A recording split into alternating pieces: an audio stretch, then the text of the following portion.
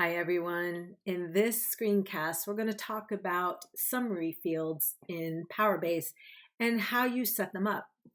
So summary fields are calculated fields in PowerBase. And if you look at a person's record or contacts record, there is a summary fields tab. So if I click on that, you'll see the calculated fields in the database.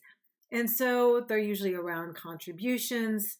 They are around like even the first contribution, the last contribution, all sorts of totals that sometimes are difficult to get. You can't enter in these. The database will calculate it automatically. You notice here you can also record, it can also calculate information around memberships, also around events when a person has attended a last event, and also can calculate number of events that they've registered for and how many they've actually attended. So you can see the summary fields on this page. You can also configure the summary fields by clicking on this configure button, or you can go to administer custom data and screens, and then you'll see the summary fields there. But if I just click on the button, since it's the fast way, you can see where you can configure it. And so you check the boxes of the totals that you care about. One thing to note here is under contribution fields, you want to consider the kinds of financial types you want to count as contributions.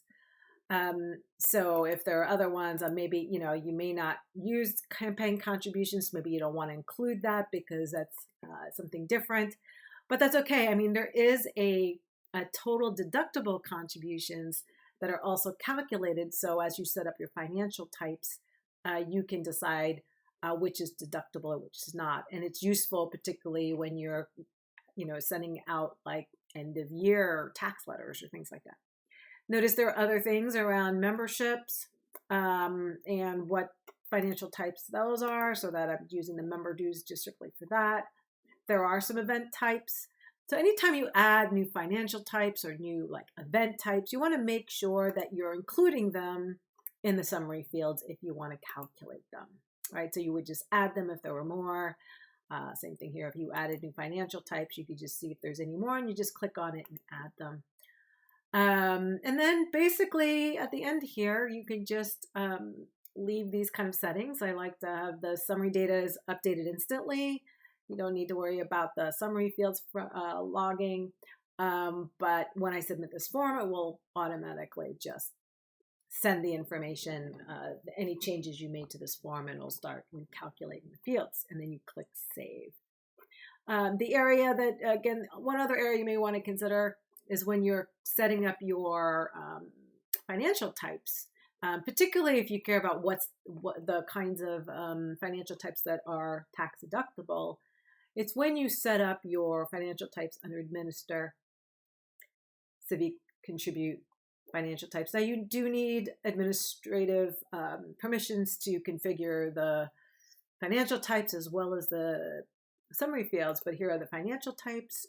And again, like you can see, if I click and edit a donation type, you can see that there's a checkbox there. And so you turn on the checkbox for tax deductible if a particular financial type is tax deductible. Others may not. For example, like event fees may not be tax deductible. So it depends on your organization.